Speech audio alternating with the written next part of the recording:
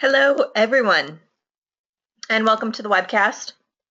My name is Christine Dursey Davis. I'm the Executive Director of the Ohio chapter of APA and Chair of the Inurbanism Division of APA, and I'm your webcast moderator. Today is Friday, January 29th, and we will hear the presentation, Can Natures and Cities Coexist? Fort Collins' 100-year vision for a thriving natural environment for residents and wildlife.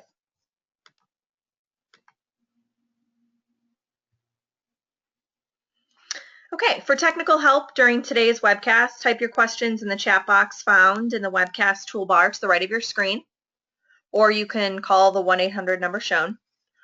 For content questions related to the presentation, type those in the questions box, also located in your webinar toolbar, and please indicate which speaker you would like to answer the question, and we will answer those at the end of the presentation during the Q&A. Coming up on your screen is a list of our sponsoring chapters and divisions, which, as we're in the beginning of the year, it is still growing. Thank you to all of our participating sponsors for making these webcasts possible and free to their members. And today's sponsor in particular is the Colorado chapter. So thank you to them. To learn about all of our chapters, visit planning.org/chapters, and to learn about divisions, planning.org/divisions. On your screen is a list of our upcoming webcasts. To register for these, just visit our webcast webpage at ohioplanning.org/planningwebcast. And to log your CM credits for attending today's webcast, just visit planning.org, log in your account, go to planning.org/CM. At the top of the screen, select to search by activities by provider. APA is starting to launch a new website, and the system is changing a little bit on how to log those credits, and folks have been having some trouble the last few weeks. So again, the easiest way to do this is to search by selecting activities by provider. So today's provider is the Colorado chapter. If you type them in, it'll surely pop up for you, today's session, which this webcast has been approved for 1.5 CM credits. For live viewing only. So we do have some recorded webcasts which are available for on-demand distance education. For availability of that, just visit our webpage, ohioplanning.org/planningwebcast. We have one law session right now that's 1.5 credits, and we're working on getting in ethics. Hopefully by the end of the day, we'll have that up, so you can check back on our website, or you can like us on Facebook, Planning Webcast Series, and you can receive up-to-date information such as when our ethics distance education sessions coming up, and any information on any of our other upcoming sessions. And lastly, we are recording today's webcast. It will be available on our YouTube channel. Just search Planning Webcast on YouTube, and a PDF of the presentation will also be available after the session ends on our webpage, ohioplanning.org/planningwebcast. Okay, enough of that. Now, I would like to turn it over to our speakers today. Lindsay X from the city of Fort Collins, Colorado, is going to get us started today. Lindsay. Good morning, everyone, or good afternoon for those of you in the different coasts than us. We're so excited to have you joining us this morning to talk about a really exciting project that the city of Fort Collins has been working on over the past couple of years, entitled Nature in the City. Our presentation today will go between 45 and 50 minutes, and then we'll spend the last half hour with you all on Q&A. An outline of our presentation: first, Rebecca and I will introduce ourselves and share a little bit of our background. We'll talk a little bit on a national scale about how others are working on Nature in the City type efforts. And then we'll talk a little bit more about who Fort Collins is, what our history is, and how that history and the current pressures that we're facing really set the stage for developing our fourth topic, which is really the bulk of our presentation around nature in the city, including the 3 phases that we worked on for that project. And then Rebecca and I will both talk about what worked well with this project and some of our most significant challenges. I know when I'm sitting in there as an attendee of these webinars, I really want to know, how do I apply this back to my community? And so we're going to try and share some of those lessons learned today, and really look forward to your questions during the Q&A session. So Rebecca and I will just briefly introduce ourselves. So again, my name is Lindsay X, and I'm the Environmental Program Manager with the city. I've been with the city for over 5 years now, and was initially in the planning department as a senior environmental planner. And I initiated and led the Nature in the City project through the strategic planning phase. Just in the past few months, I've moved over to our environmental services department, and now I have the pleasure of leading our city's climate action planning efforts. And I'm Rebecca Everett. I'm a senior environmental planner in the planning department for the city. I'm in Lindsay's former position. And my role on Nature in the City at this point is assisting with implementation of the program and really determining in the first year of implementation what form this program should take for our city. All right, so we'll get into the bulk of the presentation now. And I know this is one of the first times giving this presentation that I can say that most of the audience has probably actually looked at the most recent census data, where we learned that 80% of Americans are now living in urban environments as compared to only 20% in rural environments. And this is the first time in our country's history when we've really had this much emphasis on the urban environment. And so when we're thinking about access to nature, now more than ever, people are experiencing nature in the urban environment. And so having that access to nature and all the benefits that it provides, which aren't just environmental benefits, but the social benefits of the health and the social, the physical accessibilities are really important too. From a broader perspective than just Fort Collins, there is a lot of work now on the national and international scale to bring nature back into our urban environments. A few international coalitions that are out there. One is Biophilic Cities, and that is an effort that's been initiated by Dr. Tim Beatley out of the University of Virginia. That's really focused on how communities design around and plan for nature within their urban environment. This is a newer coalition, and there are about 10 cities that were a part of the initial group, including Portland, San Francisco, Phoenix, and others. And so that's one effort of one international effort that's going on. Also, Singapore is involved in that, and some others. Wild Cities is a group that is initiated out of Boulder, Colorado, and one of their most prominent initiatives is that nature needs half.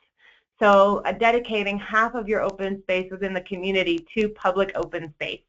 And then, of course, a lot of us have read Richard Lou's work around children and nature and the nature deficit disorder. And so there has been a lot of networks springing up across the country helping to address this, especially from an educational perspective, and what do we do to get our children outdoors. There are a lot of cities that are also on the leading edge as far as bringing nature back into the urban environment. New York City has a Forever Wild project, and they have a goal that all of their residents will be within a 10-minute walk of a park or open space. Vancouver wants to be the greenest city in the world, and they have set a 5-minute goal for all their residents. And Singapore is a really great international example. If you look at one international example coming out of this, check out Singapore and the work that they are doing. They are almost creating canopies of nature throughout their urban environment because they don't have a lot of land on the ground to work with anymore. So one of the questions that we started asking when this issue came to the forefront of our leadership's mind is, could Fort Collins be the next leader in this effort? And for those of you that don't know, Fort Collins is a community located on the eastern edge of the Rocky Mountains. We have about 160,000 people within our growth management area, which is 55 square miles. And we are home to Colorado State University and many diverse industries that make up our economy. And we're sort of known for beer, bikes, and bands. So, of course, Fat Tire comes from Fort Collins, as well as some other great breweries as well. Fort Collins history, one of our most prideful moments talking about open space and nature is that we passed our first open space sales tax over 40 years ago. And so we have been protecting nature, and that's been a part of our community's brand for a long time. Our Natural Areas Department, which is kind of like other communities' open space department, has conserved over 41,000 acres locally and regionally to protect nature, and about 6,000 of those acres are within our growth management area. The city's commitment around nature recently has focused on how can we use nature from a more multi-purpose perspective. So how can we use it for stormwater purposes and for parks purposes too? And you'll see a couple of examples of that in a few slides coming up. And then from a private perspective, so when we're thinking about land development, since 1997, we've had regulations within our land use code that requires natural features such as wetlands or native grasslands to also be protected in open space areas and private developments, and we've protected over 300 acres of land through that. So I mentioned on this slide about our commitment to extend open space values into multi-purpose values, and one of the great examples of this is through our Spring Canyon Park, where we have a lot of active recreation features, but we also have a significant amount of native landscapes as well. And there's a lot of passive recreation opportunities for the parks planners on the phones that are woven into this community park. So you can feel like you're completely in nature and you're completely away from the active environments, and you almost don't even know about those more passive spaces when you're playing ball or you're at the dog park, for example. One of the other innovative things that Fort Collins is doing is combining our regional detention ponds with natural areas, open space areas. So this is an example when it was under construction. It's now called Red Fox Meadows. That's at the corner of two arterial intersections in Fort Collins. And you can go and explore this natural area, and it's also managing our stormwater. This is an example from a private development project where there were existing wetlands on the site, and the development had to build around and enhance the existing wetlands that were on this site. And so this is an example of how our land use code regulations have been applied.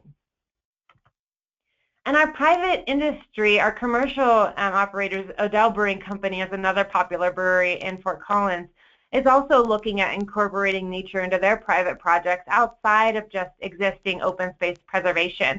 So the detention pond that you can see in the bottom left of this photo was created in a naturalized environment, and a lot of the folks that are visiting this brewery comment on that experience as they walk into the entryway. So nature, in this case, was an amenity for them that they chose to incorporate into their project plan. So stepping back, that's sort of Fort Collins history and sort of the innovative actions that we have been taking over the past few decades to incorporate nature into our urban environment. But we also had really almost a turn of the tide back in 2013, 2014, as this issue around how do we protect nature in our increasingly urban environment started bubbling up to the forefront. From a community perspective, our development patterns in the community are changing very rapidly. For a long time as a community, we were growing out in a lot of greenfield development, but now we're starting to grow back in, and we're growing up too. And our council and our leadership has been concerned about how do we maintain that small town feel that everybody really loves about Fort Collins. So concerns about access to nature have been very important. And then how do we preserve not only the quality of life that our residents enjoy, but also how do we preserve that quality of life for the wildlife within our community? From a city staff perspective, there's been an interdisciplinary look at this type of an issue, and really a city's sort of cultural commitment to continuous improvement and always doing better with what we have. And there's a general interest that we knew that the next evolution of open space protection was how do we begin to link private open space protection with our public land efforts. And I think, as you all know listening in the call, the role of city leadership in promoting different initiatives can never be understated. When council put this on their work plan in 2014 and 2015, that gave the project a huge boost. And our city manager and our chief sustainability officer saw this as one of their priority projects as well. So we'll talk about this at the end, but one of the evolution that happened during this project is that people started saying the words nature in the city, and then it caught on, and now at almost every council discussion around open space or other issues, council's asking, how is this interacting with nature in the city? So this type of leadership has really engendered a lot of the potential for what we could achieve through this project. So diving in a little bit more into our specific efforts on nature in the city, the focus is really how do we build upon our existing programs and look for linkages between public and private lands. So how do we look at connectivity? Ensuring access to nature in the urban environment is obviously a core part of this initiative. How do we not just think about open space protection as purchasing new lands, but how can we enhance or restore existing places within the city? Initial stormwater efforts to get detention ponds often look like bluegrass bomb craters. And so how do we make those more diverse experiences for folks that are interested in that? Seeking a variety of experiences, all scales. We'll go into this a little bit, but what nature means to one person, that for a child, that could be the sandbox in their backyard, and for others, that's more of a wilderness-like experience. So how do we provide that variety to everybody? And then finally, illustrating how to incorporate nature into the urban environment. A lot of the private sector folks that have been involved in this have asked us, well, what do you mean by nature in the city? How would my project look differently if we were to incorporate this? And before we dig into the three project phases, sort of underpinning the city's philosophy around any project development and what we think is good policy making, right, as planners, is public engagement. And so we began this project with an interdisciplinary staff team of 17 departments and about 28 different representatives from those 17 departments. That group met on a monthly basis for the project lifecycle. We also had a 15-member citizen advisory committee, which represented the triple bottom line, or social, environment, and economic. So we had business representatives. We had representatives who've been formerly homeless. We had representatives who are really environmental advocates in the community to help guide this project, so we knew that all perspectives were engaged. We had city boards and commissions, our city council, Colorado State University involved, and local stakeholder groups were very involved in this effort. And we engaged over 1,000 residents in this effort. We conducted a visual preference survey to help inform some of the design guidelines that we'll share with you in a moment. And we had online questionnaires. One of the most exciting things that we did was a photo contest, and you'll see at the backdrop of all of these slides are photos that our citizens, starting from this slide on, that our citizens captured during a photo contest. And that photo contest was something that we spent $0 on. It was born out of a bike ride talking about this project, and something that engaged hundreds of residents that wouldn't have otherwise traditionally engaged in planning processes. So something that was really exciting for us. We also did an interactive wiki map for people to tell us where they access nature within the community and where are barriers to accessing nature to help us think from a capital planning perspective. And we also held several open houses and a visioning workshop too. So with that, we'll dig into the three project phases for the project, and I'll cover the inventory and assessment and just begin to talk about the development of the strategic plan, and Rebecca will talk a lot more about the details of the strategic plan and then talk more about implementation. And I mentioned this earlier, but you can see the graphic below, and that's the triple bottom line, the economic, the social, and the environmental aspects.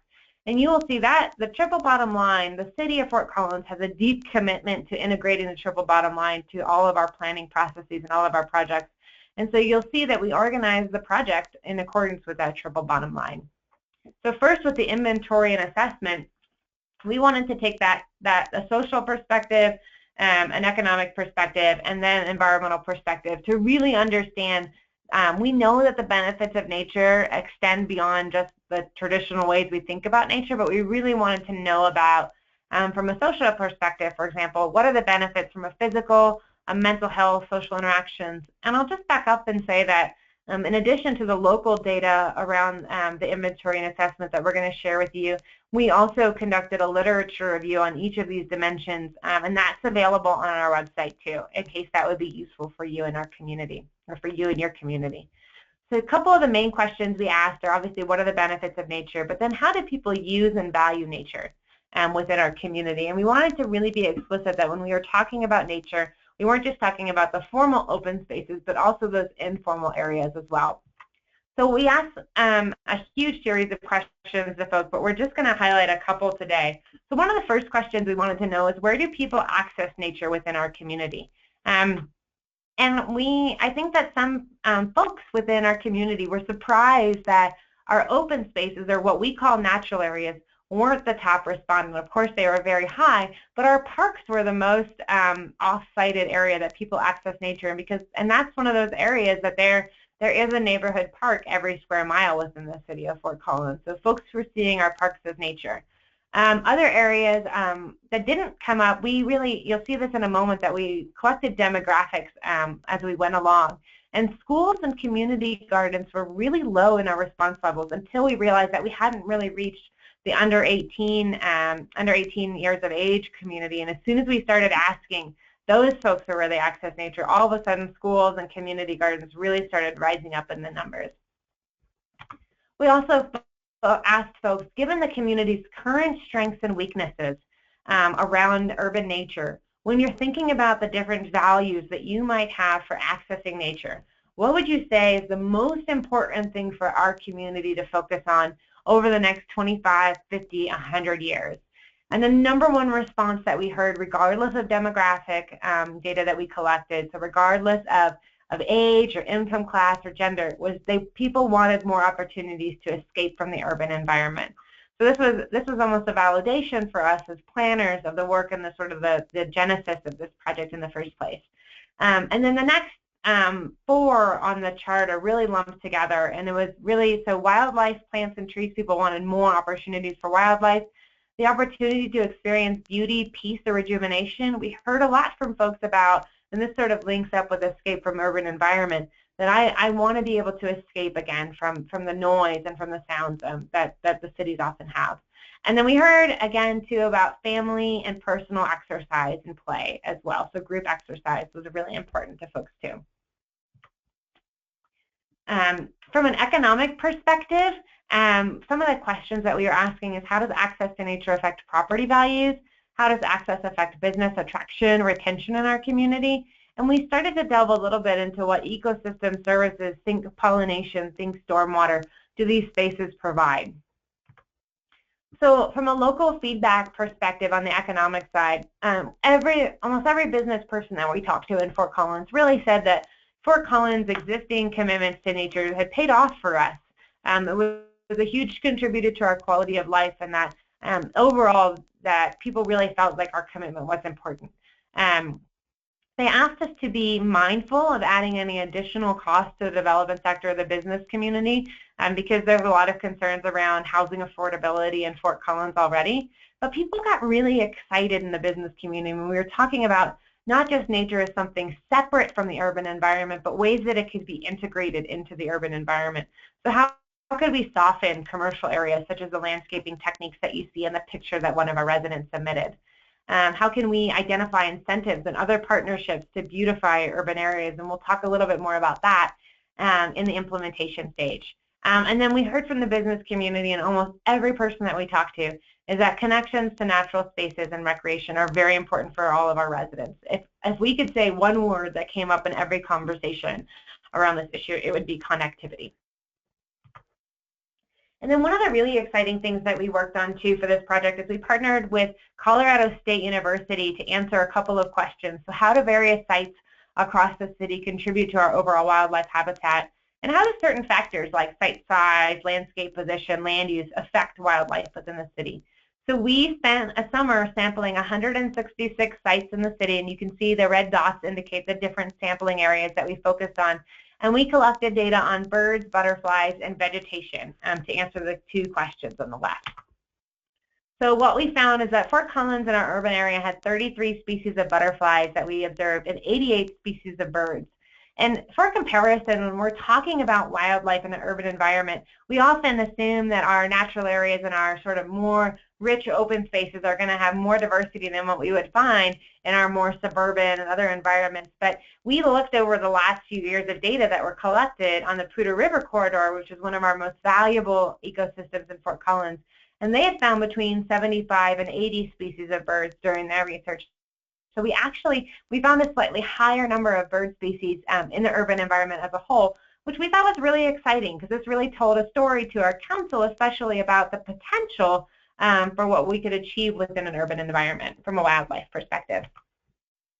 Not surprisingly, land use is a strong driver for species diversity. So from a bird's perspective, not surprisingly, our open space areas did have the highest overall diversity of species. But one of the exciting findings of this is the second blue bar on this slide, and those are our certified natural areas. Certified natural areas are private lands in Fort Collins that voluntarily agree to develop wildlife management plans, and plans that will they'll adjust their landscaping with wildlife in mind. So some places are removing invasive species, others are converting bluegrass lawns to more diverse landscapes. And these areas had almost a similar number of species diversities. And that is a story that we can tell about what our private lands can achieve as far as wildlife diversity when we have wildlife in mind.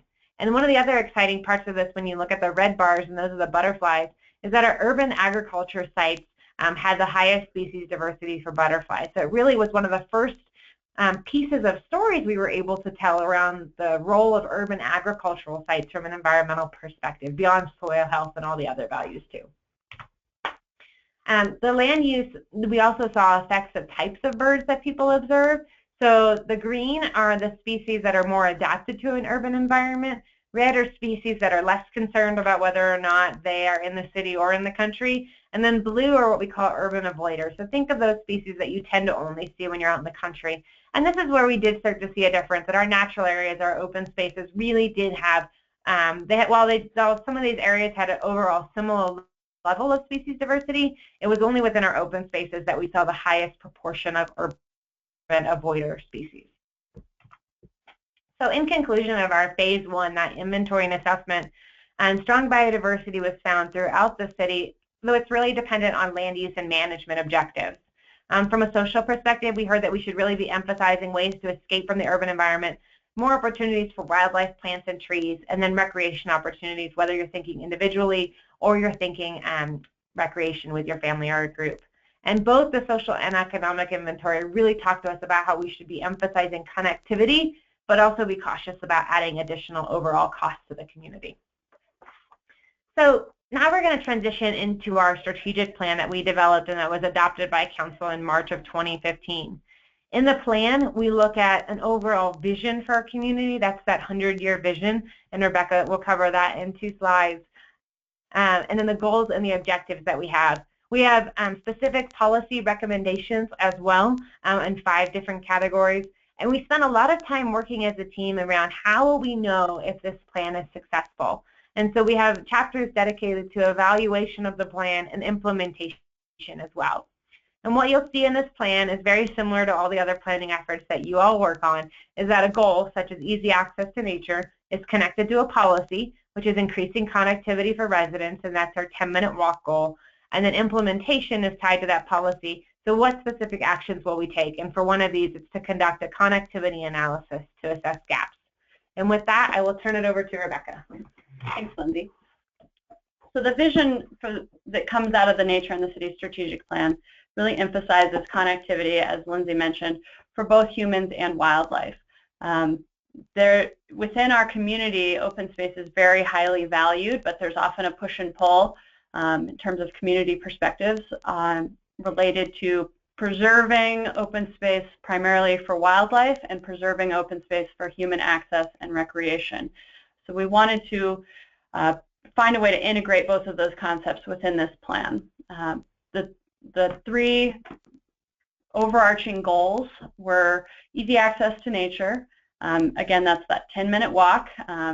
This will come up again and again and again, but this was one of the greatest lessons learned that we'll hit on a little bit later, is having an easily articulated goal like the 10-minute walk was really helpful in advancing this plan and making the case to leadership in the community for it. And then, as Lindsay mentioned, improving natural spaces that already exist within our community. So building on our existing public lands, building on our private lands, enhancing low-quality spaces that could be providing so much more benefit from both a social, ecological, or even economic perspective. Then finally, shifting our aesthetic for new development, existing HOA properties, for green belts and open spaces to a more native landscape that's more reflective of the ecosystem that our community sits within.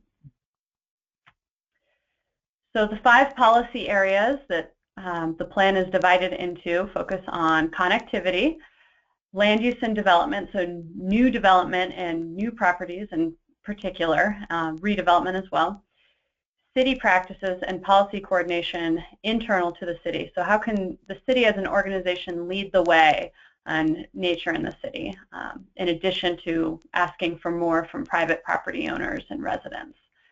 Long-term monitoring, as you can tell from the discussion about the inventory, data collection and evaluation is very important to this effort. You know, in comparison to some other planning efforts that have been done in our community, we really emphasize the importance of good data and maintaining good data sets over time to really show how our policies are affecting change or creating benefits within the community. That helps us make the case in the future for additional funding or advancing the program, or helps us make adjustments if we find that policies that or programs that we're implementing aren't actually moving the needle in the direction that we want it to go. And the final policy area was focused on funding and incentives.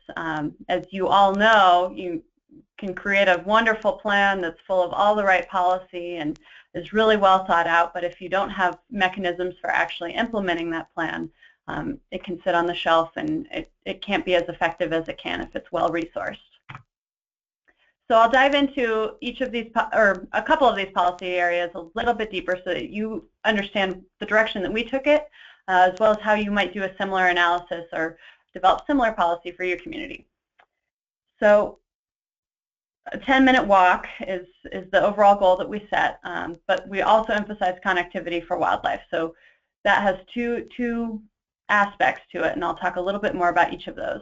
Along the lines of connectivity, there were some other goals that support that as well, including access to nature via public transportation, and that's a social issue. You know, we don't want all of our open spaces to be located in areas that can only be accessed by people of greater economic means.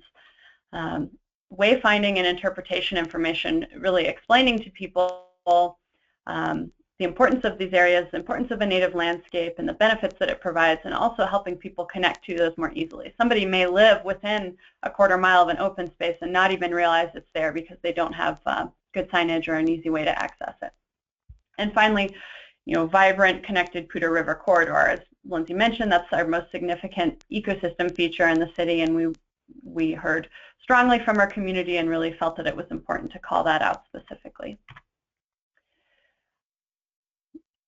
For human connectivity, you know, we toyed around with different ideas about what the metrics should look like for access to nature, and the 10-minute walk, similar to what New York City uses, seemed like a really good fit for our community.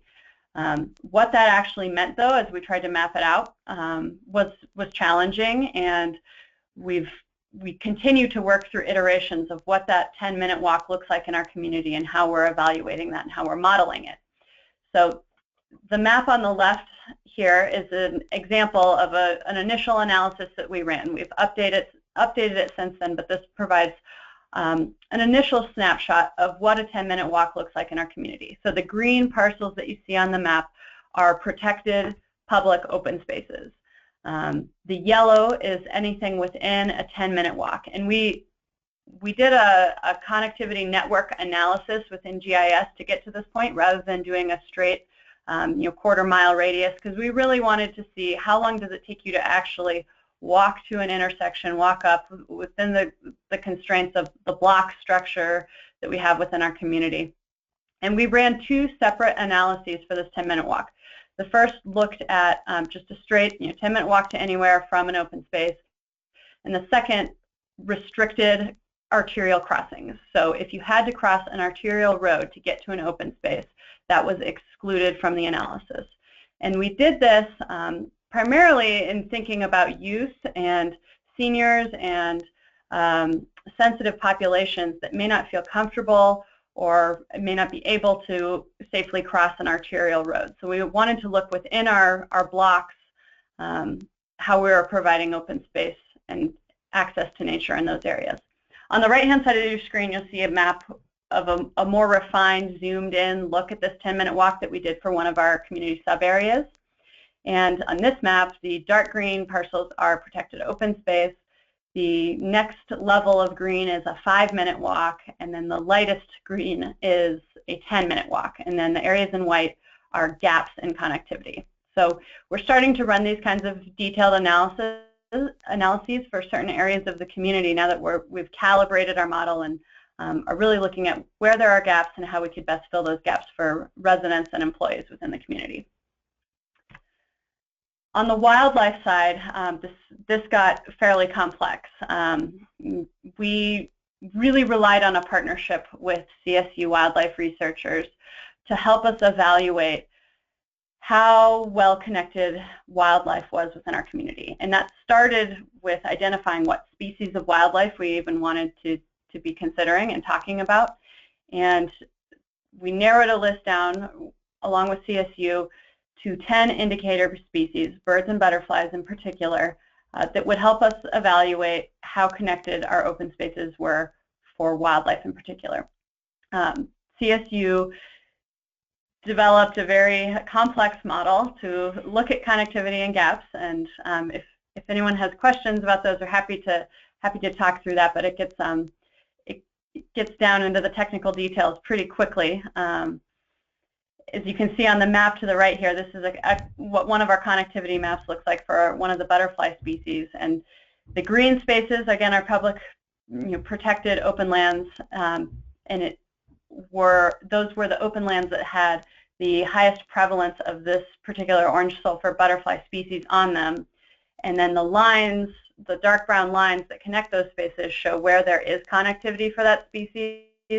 The lighter orange lines show where there could be improved connectivity, and helps us identify some opportunities or potential gaps in connectivity. So we ran these similar analyses for a number of different species, and one of the challenges has been merging this wildlife data together to really paint a picture of where the overall gaps are for wildlife in our community. Along the lines of monitoring, we're continuing to update our inventory of species on an annual basis using citizen science data that feeds into this effort and helps us continue to measure progress. Moving back to our policy topic areas, our second topic that we focused on was land use and development. And there are a couple action items that I'll focus on in this topic. The first is land use code requirements and adjusting those land use code requirements to better achieve the outcomes that we're looking for on a particular development site. And second is a design guideline manual and training resources separate from our requirements that provides the tools needed to landscape contractors, to private property owners, to HOAs, to developers for creating the types of natural spaces that benefit wildlife, provide an escape from the urban environment, and meet the other goals of the strategic plan. In addition to that, we're focused on neighborhood scale projects. We've found through the literature review and research that we've done in our own experiences that projects at a neighborhood scale generate more buy-in from residents in that area, more investment, and are generally better supported than projects at other scales. So we wanted to focus on that. And then working with ditch companies was a high priority for us, and it's something that is a challenge for our community. We have a number of irrigation ditches that cut through our town that provide great opportunities for increased connectivity, but aren't always accessible and aren't always enhanced for wildlife habitat. And then Lindsay mentioned the importance of urban agriculture and supporting species diversity, and so we wanted to put forth some policies that advance the goals of improving and expanding those areas as well. So on the land use code amendments, and this starts to get into implementation, this is one of our initial implementation items that we'll be focusing on. Right now, we require certain things in our land use code. We require a number of street trees. We require plantings around the base of buildings. We require access for residents to some kind of central gathering feature, but we don't have requirements that really get us to a diverse native landscape that has these rich social and environmental benefits that nature in the city really calls for.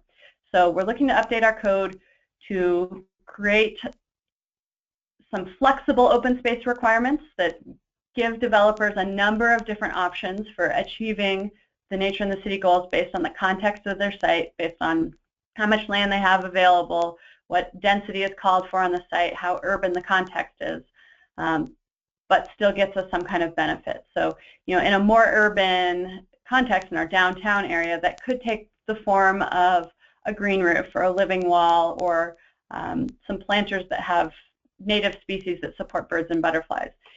In a more suburban part of our community, that might look like a designated nature trail area that has a trail, has a little wetland, maybe has a nature play site. It provides a very different experience. But we want all developers to be keeping nature in the city in their mind and finding ways to accomplish it on their site, depending on what their constraints or opportunities are. Another focus of the land use code changes would be flexible tree sizing. Right now we require a pretty standard pattern of trees and a certain caliper requirement for new trees to be planted. And we want to encourage more mixed stands and groves of trees that provide a little bit more ecological benefit and succession over time and mimic more of a natural landscape. And again, focusing on the ditches and encouraging ditches to stay open and serve as wildlife movement corridors rather than culverting them and burying them underground and losing the potential habitat value that those can provide. One of our second implementation actions that we're focusing on that relates back to land use and development, as I mentioned, are these design guidelines. So this was another opportunity for us to collaborate and partner with Colorado State University and really evaluate a number of different tools for improving nature on the site. Whether that's access to nature for humans, again, or for wildlife, we wanted to compare and contrast some of these different tools and determine which tools would be most appropriate in different situations and help come up with guidelines for the people who would be installing or maintaining these new natural features. So we had a list of 25 tools that a CSU graduate level class evaluated for us. They did research. They rated each of these tools based on its value ecologically, socially, economically, including the cost to install and maintain, the return on investment for these types of improvements. And we're now to the point that we're pulling together each of those tools and this description and research that went into each of those tools into a design guidelines document that can be useful to developers and property owners in the community. I've already started talking about implementation, but phase 2, the strategic plan, really bled right into phase 3 implementation. We were already beginning to implement some of these actions as we were working on the strategic plan, which really helped us gain some momentum and show some progress to our community and leadership early on, which I think was a real asset to this plan. So in the plan itself, we identified a number of short-term actions for last year and this year, midterm action items for our next 4 years in our community that ties into our budgeting cycles within the city of Fort Collins, and then longer-term actions, recognizing that some of these ambitious policies that we have in the plan will take a lot more coordination, a lot more discussion, and may not be accomplished for another 10, 20, 30 years. So we really view this, and our community views this as a 100-year plan. We're really bought into that idea that this is a plan that will live and breathe for many, many years and won't be done anytime soon. So some of the short-term projects that we're focusing on, particularly in 2016, are refining and applying those connectivity analyses for people and wildlife. That really understanding what that 10-minute walk looks like in any part of the community at a more refined level, as well as overlaying all those wildlife connectivity maps and really understanding where we have gaps in biodiversity and where we should focus our funding and focus our efforts on making improvements. I mentioned the design guidelines and land use code changes, and I briefly touched on our citizen science program.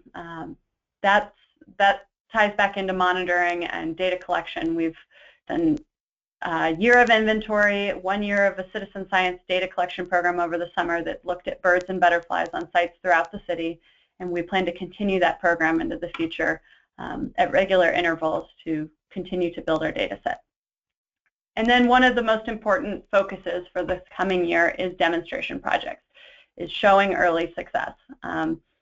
We've got a few different projects identified at this point, pilot projects both on public lands and private lands. We're looking for a range of pilot projects on small sites, on larger sites, at schools, in a public park, along a stream corridor, trying to show the range of opportunities that exist in our community and how we could best leverage the funding that we have to make improvements on these sites.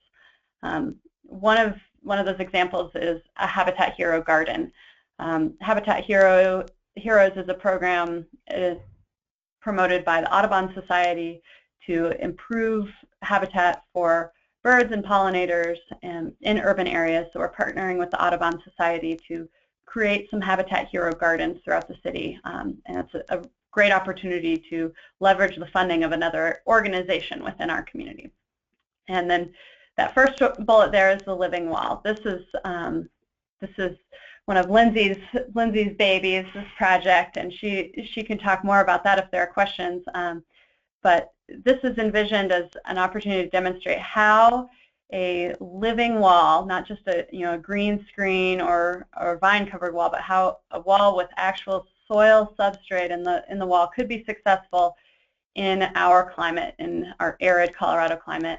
We haven't seen a lot of examples of really successful implementation of living walls in Colorado, so we wanted to figure out if this could be done right, how could it look, how effective can it be in our community, and what benefits would it provide. Zooming back out to the big picture and our long-term outcomes, again, thinking of this as a 100-year plan, our focuses in the long term are restoring existing sites throughout the community. In some cases, acquiring land to help address gaps. Our funding will not go a long way if we were to spend it all on acquiring property, especially the way property values are rising internal to the city. But there may be some opportunities to partner with a developer or property owner to buy some land that creates additional benefits.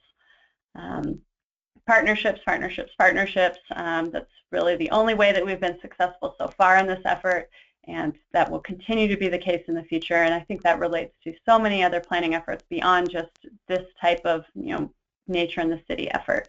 It's really the world that we live in now in planning, and will be increasingly important for us. Showing progress towards the citywide biodiversity goal and increased neighborhood engagement are also long-term priorities that really underpin this plan that we'll be keeping in mind as we move forward.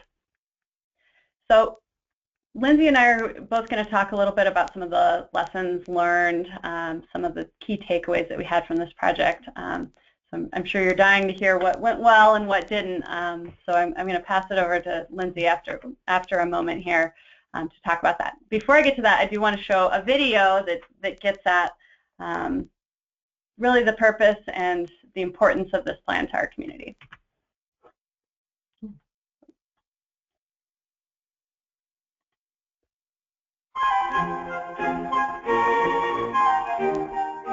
This project that the city is embarking on means to me that I can go out my back gate and that I would be able to walk to a place that is natural.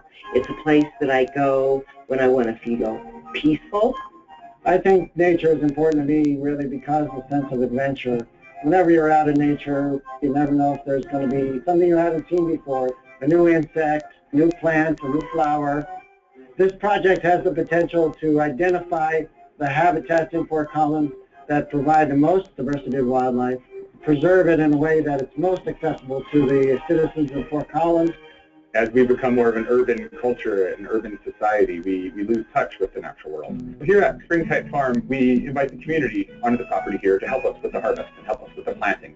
There's a lot of things that the natural world can teach us and show us. If we stop and listen to it, we've kind of got a teacher. It allows us to just step away from the hustle and bustle of our daily lives. Nature is important to me really for balance in my life. It's relaxing, therapeutic.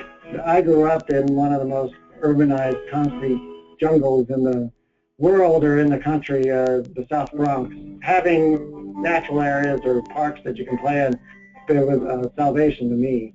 It's very important to provide our children with nature. There's nothing better than showing a little kid something and having their light bulb go on and want to hopefully grow up and show their kids the same thing. If we teach kids to love nature, they'll be the ones that sticks up for it and doesn't let it go away. Everybody needs to be able to have access to nature. Not just in our big parks and our big open spaces, but taking advantage of other areas. Even a residential backyard offers little snippets of nature within our urban city. Nature is kind of intrinsic to Fort Collins. It's how can we work things together for all aspects of the community so that business can be healthy, that we can have a vibrant entertainment scene and continue these great things that Fort Collins has. What this project will do also is restore and enhance ecological values. Maybe areas belonging to the city, like Red Fox Meadows, where we just had a water retention site, and then turning that into a real refugia for wildlife. We're real fortunate in our neighborhood to have a certified natural areas. We've created that in some space that was set up for detention, and we've been cooperating with the city of Fort Collins on weed control and now some native plant enhancements. In Fort Collins, I think we're unique that the citizens really support the natural areas efforts, and our policies reflect that. Nature can live without us, but we can't live without nature. When Fort Collins grows to close to 250,000 people, if we haven't protected these assets, these attributes of our community, not only protected but enhanced, I think we've not done our job. And I'm really proud of the city and the city council for saying that they want to make nature a priority.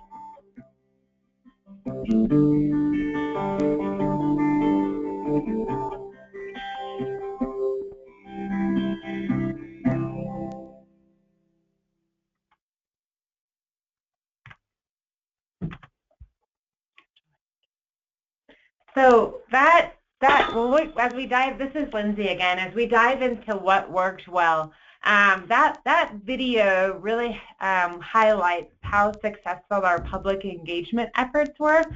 Two of the folks in there, almost every one of the folks that were interviewed in that video were members from our Citizen Advisory Committee. The man standing in the field talking about how businesses can be healthy, that was one of our representatives from the Chamber of Commerce locally. So we really worked hard to develop project champions through the Community Advisory Committee and through tools like this video. And if you guys notice the man in the suit in the natural area, that is our city manager talking about how important this project is. So the very first bullet on what worked well is that the support and the political will from our leadership was something that really supported this project from start to finish in its success, and it continues to support it today during implementation. The strong alignment with community values, when we talk to every group and talk about how our community passed its first open space sales tax back in 1972, and how nature is a defining part of Fort Collins' character, that always really resonated with folks. From a project management perspective, so we would hold monthly meetings with our project sponsors, and so these were 3 members from the city's executive team, folks that all report to our city manager, and I met on a monthly basis to track the project and to make sure that we were on the right track. So that was very helpful to understanding sort of and leading up on that project. The interdepartmental team really made sure that every policy that we outlined was feasible, but also was a stretch goal for these different departments. And the partnership with CSU researchers and students, we were really able to leverage a significant amount of expertise to bring to this project that we really would not have been able to do internally, and at an incredible rate too, more than we could have achieved from the private sector on some of these partnerships.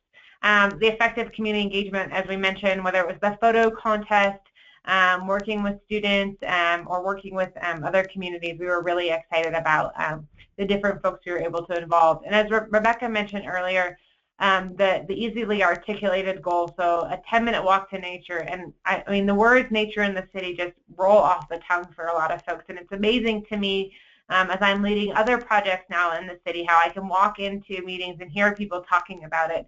It's really become a cultural term for us at this point. Obviously, one of the lessons learned, or something that worked really well, is our funding story. So, you know, I mentioned that none of these plans can really be successful if they don't have the proper resources, and this goes back again to our city leadership support. We had a sales tax package go to the voters about a year ago that covered a lot of different capital projects and city programs that the community really felt were priorities, and nature in the city was one of the projects on the list. And after the, through the election, 80% of the community approved that sales tax measure, and in turn lent their support to the projects that were included in that package. So through that sales tax, nature in the city will get $3 million total over the next 10 years, so roughly about $300,000 a year, which is modest when you're talking about land stewardship or land acquisition, but is significant for a new program that's really looking to get off the ground. It's not often that a program like this is envisioned and then directly funded within its first year. Sometimes it takes 10, 20 years for a program like this to eventually get legs in a community. So that's something that has been really successful for us and will help us ensure that we keep the momentum and really ride the wave of this program in the first 10 years. We also had a number of challenges, so I'm going to pass it back to Lindsay to talk a little more about that. So during the planning process, one of the challenges, we talk a lot about collaboration as planners, and I think that most of us on the call know that when we really get down to it, sometimes collaboration is a little bit more challenging than it is when we talk about it. And so we really, one of our challenges was really building support across multiple departments, not for the concept of nature in the city, but how do you integrate that into existing high workloads? I know our city is no exception that during the recession, staff resources were cut, and so some feel that we are already at a bare bones amount of work that we can, or resources to achieve all of our goals anyway. And so how do we add additional goals onto this and really create a new type of an interdisciplinary program? And really begin breaking down those silos, if you will. During the plan's development, one question that came up again and again, and that question was, well, what is nature when you're saying nature in the city? And we ended up trying to do research and best practices. How do other communities working on this define it? And we really couldn't find a good definition that works for us. In fact, another effort locally that had worked on addressing this issue told me that they gave up trying to find consensus around what the word nature is, or what that means. And so our subcommittee did come up with something. Was everybody 100% satisfied with it? That might be a stretch.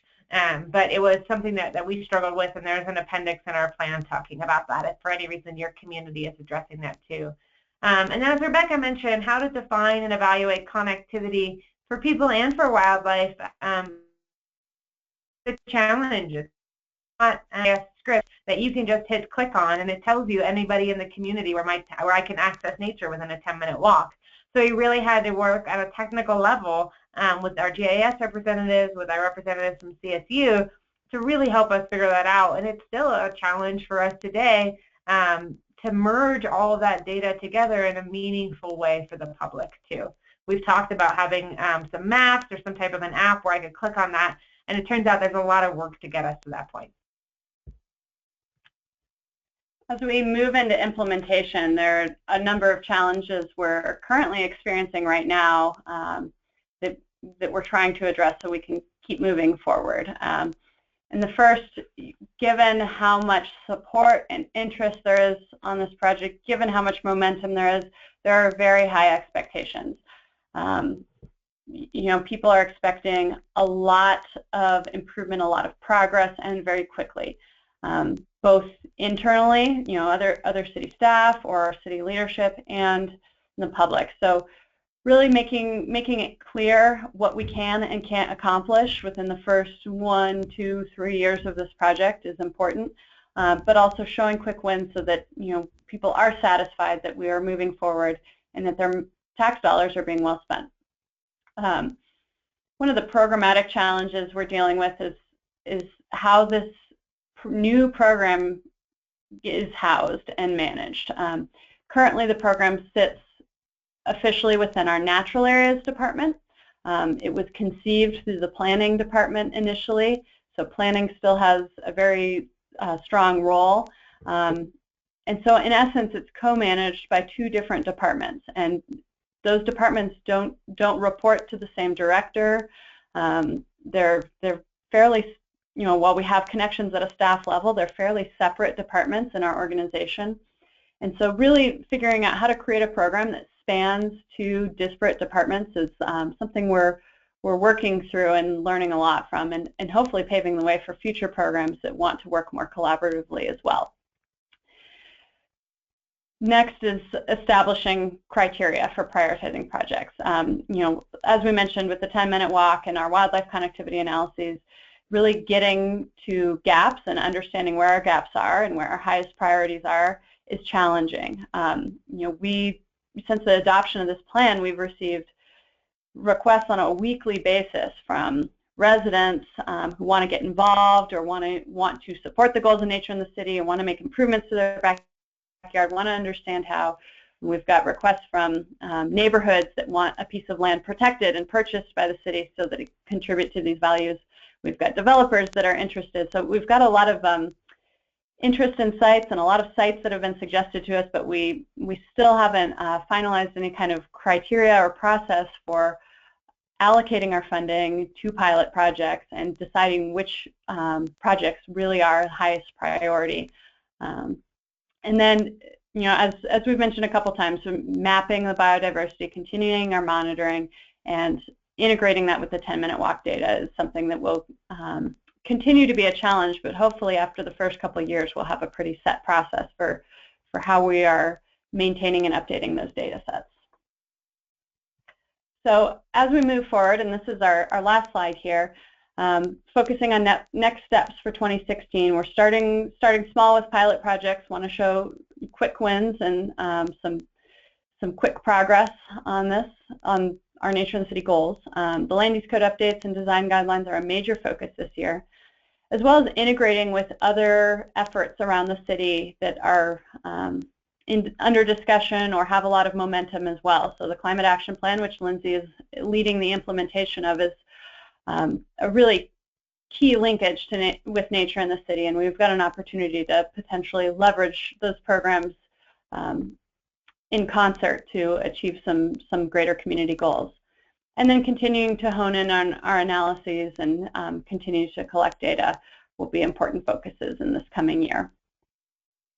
And with that, we'd like to open it up to any questions or discussion or conversation that people would like to have. We have our contact information on the screen here if you'd like to follow up with any specific questions for us. And there's a link to the website for Nature in the City, and you can download the plan and many of the materials for the plan and find our contact information there as well. Great. Thank you, ladies. We do have quite a few questions, so I'm just going to kind of start at the top and work our way down. I've tried to combine a couple types of questions just to consolidate here. Okay, the first couple are related to the 10-minute walk analysis. This was way back in the beginning in the presentation. When you ladies refer to the 10-minute walk, are you thinking about a half mile or more or less? What do you mean by 10 minutes? Yeah, we sort of use average walking distance, and if for folks that's between about a quarter and a third of a mile. We talked a lot about, there's similar transit standards around that issue, and we actually have one of our appendices in the plan talks about how we calculated that for folks that are interested in learning more. Okay, and for that, were trails like paved or soft surfaces and sidewalks used for the 10-minute walk analysis? Yes, they were. We did have some challenges with identifying access points. So the way that the GIS script works that we developed with our GIS department was that we identified where there were access points at each of these open spaces. So even if a park consumed a very large area, if it only had one access point and was fenced all the way around otherwise, we only took into account the access points to those areas and then the walking route you would have to take. But we did include major trails. If it was a trail that wasn't mapped by the city, an informal trail that residents used, that did not make it into our analysis. But anything that was part of our formal trail network or roadway system was included. Okay, great. Next couple questions regarding our ditches. What is a ditch company? Is it a utility company? Ditches. So ditch is another term for that is an irrigation canal. And a ditch company, all of our ditches are essentially their own sort of private company or their own private entity. They are not utility companies per se. Fort Collins has its own utilities.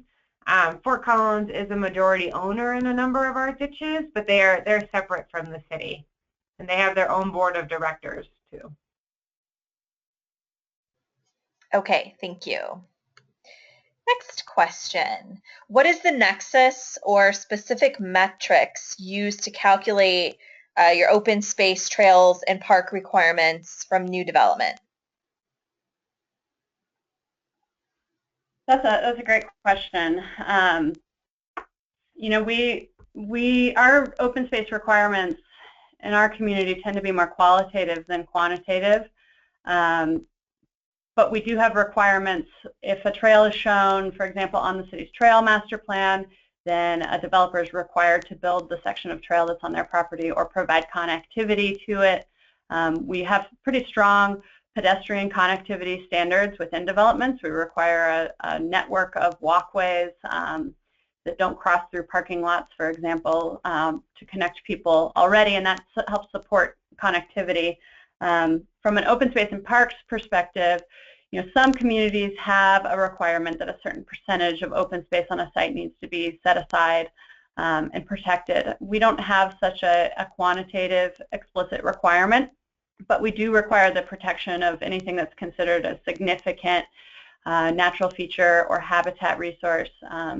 We encourage the protection of trees and work with developers to protect any significant trees. We have requirements for either protection or mitigation there. And then for larger developments and residential developments in particular, we do require community gathering spaces or parks or some kind of central feature. And what form that takes is typically up to some negotiation between the staff and the developers. But we do have some requirements that start to get us there, and we're looking to update the code to provide even more clarity and predictability for developers and the community. Thank you. How much green space is owned by the City of Fort Collins, and with that, how is it maintained? So we've got a suite of different departments that own land within the City of Fort Collins. So we'll have our Parks Department, and that includes our community parks, that includes our neighborhood parks, and our regional parks as well. And then we have our natural areas. That's sort of our more open space program, which as compared to parks, it's pretty much it's focused more on wildlife protection in general with opportunities for human access and recreation as well. Our stormwater department also owns land within the City of Fort Collins, so the regional detention ponds that we mentioned. I don't believe we have a specific percentage. We know that natural areas has about 6,000 acres of land within Fort Collins. But we don't have, like what Boulder has as far as what the Wild Coalitions is working on as far as nature needs half. We don't have a specific metric around that yet. That's one of the potential outcomes of the plan. Sort of a what do we have and what do we want? So setting up a target for that is the next step. And then with that, how is all of this maintained? How is it not deteriorating? What types of controls are in place for handling weeds or any type of controlled burns and enforcing private lands to keep up their end of the bargain, things like that? So from the public land side of things, those individual departments are responsible for weed management and maintenance. And they've got their own set of best management practices for how they manage weeds in a holistic way, and like integrated pest management. When it comes to private lands, I'll let Rebecca touch on that. Yeah, so as Lindsay mentioned it very early in the presentation, we've had land use code requirements for protecting natural habitat features since 1997, and that's in many cases come in the form of these private buffer zones that happen on property. So if there's a stream corridor on a property or adjacent to a property, we require a buffer to be protected and enhanced and landscaped, and to enforce on that and to ensure that those landscapes are being established and maintained. We do a series of inspections for development. So after a project is constructed, we usually do 3 years every summer of inspections and monitoring on those sites. And sometimes it's a requirement that the developer hires some kind of consultant to do monitoring for them and submit those monitoring reports for the city to look at. Sometimes we actually go out on site and look at those. But I would say that's a challenge, a resource challenge for our community, is not necessarily having the staff to go out and look at every site. Obviously if we get a complaint about a site, we'll go out and look at that, and we'll remedy any issues that we're seeing. But a lot of it comes down to the capabilities of the landscape management companies that are working on these sites, the commitment of the property owner to achieving some of these goals. And right now we don't have as many resources for enforcement on the private side as we would like, but hopefully we're able to build a little more capacity for that as we move forward. Okay, thank you. We have some riparian questions. The first one is, how important are they? How important are riparian corridors to this project? They're absolutely critical. So, yeah, as Rebecca mentioned earlier, Fort Collins is in a semi-arid environment, and one of the statistics that comes out of our state Colorado Department of Parks and Wildlife is that riparian areas and wetlands are about 2% of our landscape, but about 90%, give or take, of wildlife species are dependent on these types of landscapes. So they're very critical for what we do. And what we've seen is that our Natural Areas Department, which is the lead on this project now, has really focused efforts on land protection and actual purchasing of land in those riparian corridors. And now what a part of this project can help to do is provide those connections into those corridors for people too. Do you have any standard riparian setbacks for, from streams that are required? Yes, we do. As development projects come in, depending on the specific stream corridor that we're looking at, we have some different and specific buffer standards. So, for example, our Poudre River, our most sensitive river corridor and largest river corridor, we've got typically a 300-foot setback that's required for development. That varies in some parts of the community. In the downtown area, there's a different requirement that applies, but in most areas of the community, it's about a 200 to 300-foot setback. For some of our smaller stream corridors, the Spring Creek or Fossil Creek, it's a 100-foot setback requirement that's required to buffer that resource.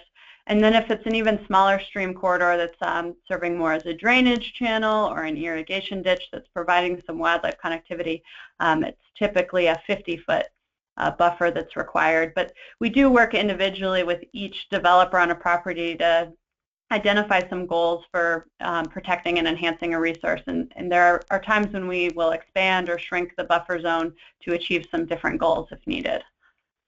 And I'll just add, so I know Rebecca and I have worked in a lot of other communities besides Fort Collins, and I remember when I came here being so amazed by the width of those buffers. I know when I was working in Utah, that 50 feet was like, gosh, you just felt like that was such a huge, huge win to get that. And so, we would be happy to talk with you more about some of the dialogue that has occurred around getting that type of width around our streams, and a lot of it, very in keeping with our community, was data-driven. And so there are some really great resources out there that can help you with that.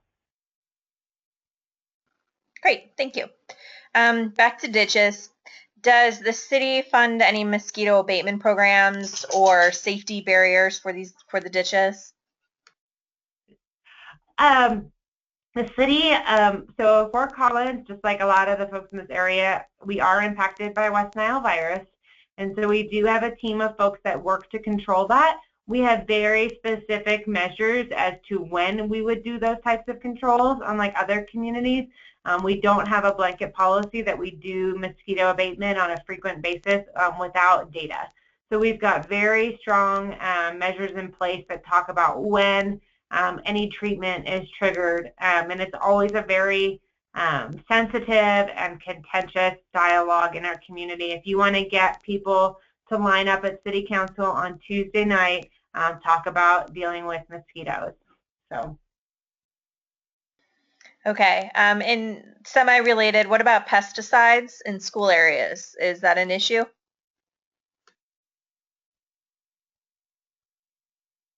The accurate answer is we're not sure. Most of the folks in Fort Collins really look towards an integrated pest management protocol where you aren't looking at pesticides first, you're looking at mechanical controls first. But we'd have to put you into contact with somebody specific at our school district if that's something that you're more interested in. We know the people we could connect you with. Thank you. Next question.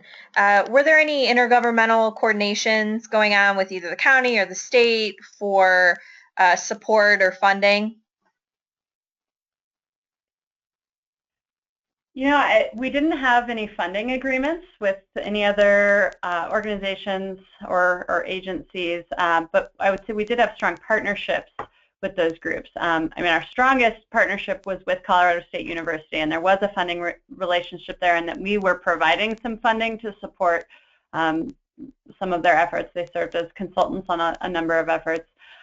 We did coordinate directly with Larimer County, which is the county that Fort Collins sits within, because the county had recently completed their Plug into Nature effort, which was about access to nature, and their Our Lands, Our Future plan, which was the countywide open space plan. So they had recently updated a lot of their data, and we did look at how we sat within the county. And then we had a representative from Larimer County on our advisory committee, that Citizen Advisory Committee, or what? Yes, sorry, Lindsay just confirmed that for me, on the Citizen Advisory Committee. So they were engaged in the conversation. Same with Poudre School District, our local school district was also on the advisory committee and engaged in the project too, but we didn't have direct funding from any of those sources. It would have been a great opportunity if they had been open to that, to partner and get more funding for the projects. But you know, it wasn't something that we pursued for our project in particular. Within this project, the design guidelines that were laid out, has this impacted either positively or negatively the price of housing or the amount of development or interest in development? I think that's a great question, and it's, you know, we're struggling with a lot of different tensions in our community over affordability and some of our other community values that could potentially impact affordability. But part of the goal at the inventory stage of this project and in writing the policies was to focus on the economic benefits and potential impacts of a plan like this. So part of the design guidelines effort is making the case that for the long-term return on investment for some of these types of improvements or enhancements on a site, and really demonstrating that nature in the city improvements can be a real amenity to a project and can increase the value of a project. So from the development side, there's making the business case there. On the affordability side, you know, we haven't seen any direct impact yet of nature in the city on affordability, and we'll be very sensitive as we're updating our land use code requirements and providing these design guidelines to what costs may be incurred as a result of these requirements. And that's one reason that we're looking at a more flexible approach to land use code requirements that provides a number of options that may make sense for a certain development project, so they can achieve the goals the developer can achieve their goals for the project and maintain profitability, but we're also getting some added benefit for the community out of those projects. Thank you. I'm getting several questions about the relationship between private developers and this project and incorporating nature into these projects. Could you give some examples of some private-public partnerships that either are existing or will be or have been, just to give us a little more understanding of the successes of this with the private sector? Sure. A lot of those opportunities to partner with developers are still kind of lie ahead of us, and we're at the very early stage of conversations with developers on how they can incorporate nature in the city into their projects. And part of that is because we don't have updated land use code requirements yet that really force the conversation. It's more of a voluntary type of engagement with developers at this point. I can describe one example. Along our Spring Creek corridor, one of our stream corridors, we required through our open space protection standards, our buffer standards, a 100-foot buffer along the Spring Creek as part of a multifamily residential project. And within that buffer, their plan was to put their detention area and do some minimal landscaping improvements. And we're in conversations with them about creating a nature play area within that site because the site's located right near a Montessori school. So there's a school, there's great access to a trail, there are a lot of kids in the area. So we're working with them to potentially supplement their project funds to provide some additional enhancement in an area that the developer already had to set aside as part of their project, and we're already going to use as a detention area to get some trails, get a little play area, and some additional enhancements. So that's one example. There may be examples in our downtown core in a much more urban context where developers are already required to do landscaping. We're asking for more of a courtyard area, for example, that has some enclosure from trees, provides a little bit more of a respite experience for people, and includes flowering plants and fruiting shrubs that provide some habitat for birds and butterflies. And that's the type of requirement that we might be adding in that would kind of take those landscape plans above and beyond what we normally see in our community. Thank you. Could someone talk a little bit more about the Living Wall pilot project? Is it publicly or privately owned? Who's responsible for maintenance? Just some more details on it. Yeah, you bet. So that was one of our pilot projects, and that was actually funded through a separate budget process. The city actually has what's called a municipal innovation fund, and we were able to get additional funding for the Living Wall through that. And we are hoping to install that this year. One of the biggest struggles that we've had was finding what's the right home for the wall, and it's really because of the maintenance concerns associated with it. So we tried to find a site where there was a private site so we could really demonstrate that public-private partnership, but we ended up just really struggling with red tape. One was through a corporation. We finally found a few groups of local business owners who we were going to put it onto their site, and the city would do the maintenance of the parks department. We built that into the funding, and it ended up that their irrigation system on the existing building really didn't work with that system. So there's been a few challenges with that we'd love to share with anybody who is interested in doing that in their community. So now where we've landed is that it's going to be installed on a new city building that's just being installed, because putting it onto a new structure is much easier than retrofitting it to an existing structure. And the city's, again, Parks Department will be doing the maintenance, because this building is downtown, and the Parks Department maintains all the city's landscaping within public right-of-ways anyway. So it's not too big of an issue for them to add this on. And in the grant funding, we included maintenance for the next 10 years within that. So, thank you. Does the city allow underground easements under the open spaces? Yeah, there are different easements, stormwater easements, those types of easements, or like, you know, is that what folks are really referring to?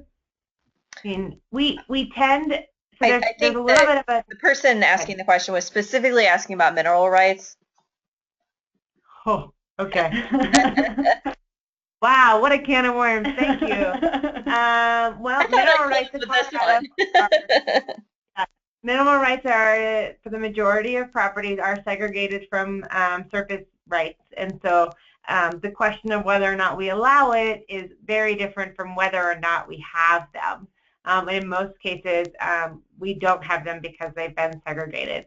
And we could talk more about oil and gas specifically if you had any question. Because we are so developed, the majority of our community could not be developed from an oil and gas perspective because of the existing state regulations around setbacks. And fortunately for us, I believe I can say that our geology right now isn't necessarily as conducive to oil and gas exploration as it is for our neighbors to the east. Okay, thank you. It is, let's see, I think we have 3 more minutes. I have a couple just really quick questions. Is there any concern about increased wildfire risk? That's such a great question. You know, we heard some interesting questions along the way of this. I mean, sure, people are concerned about that.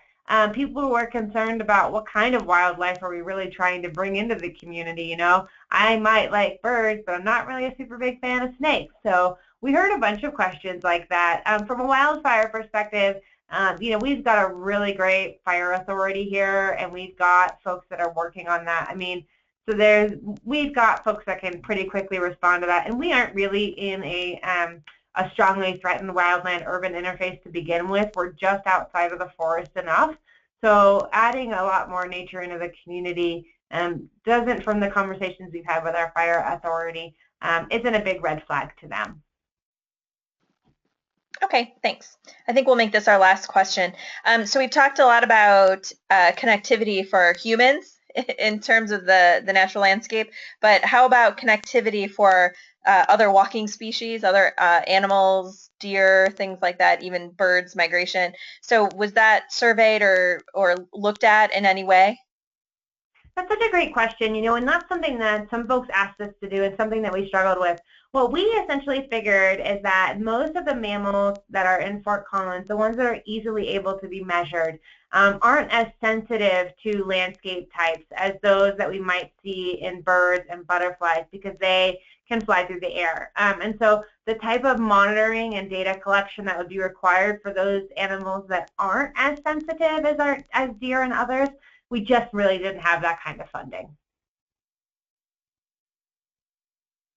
Okay.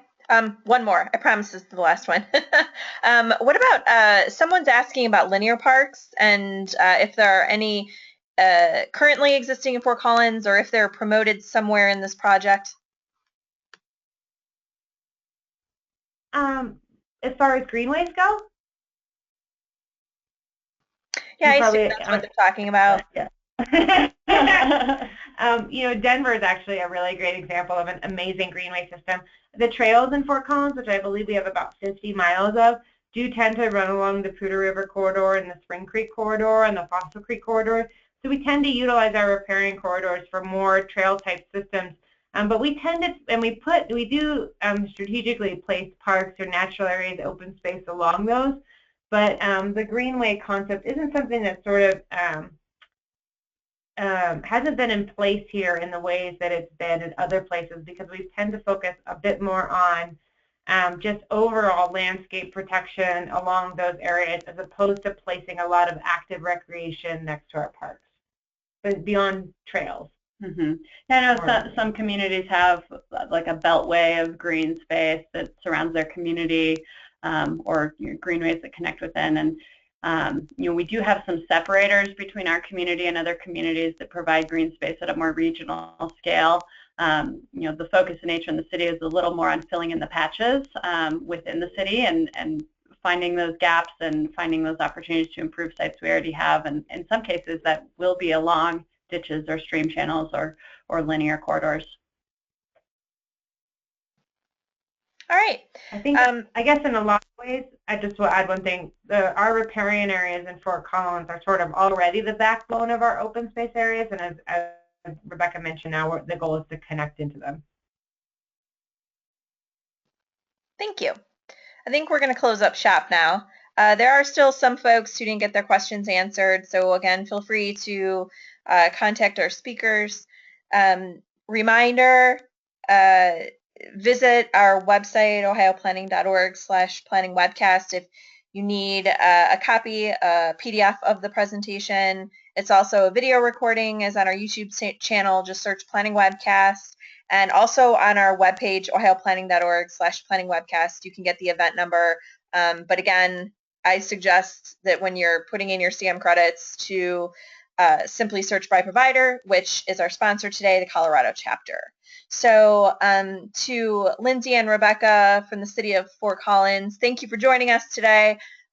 This was a fun session and a lot of folks were engaged, so thank you. And we will talk to everyone next time. Thanks, everybody. Thank you. Yeah, thank you so much for having us.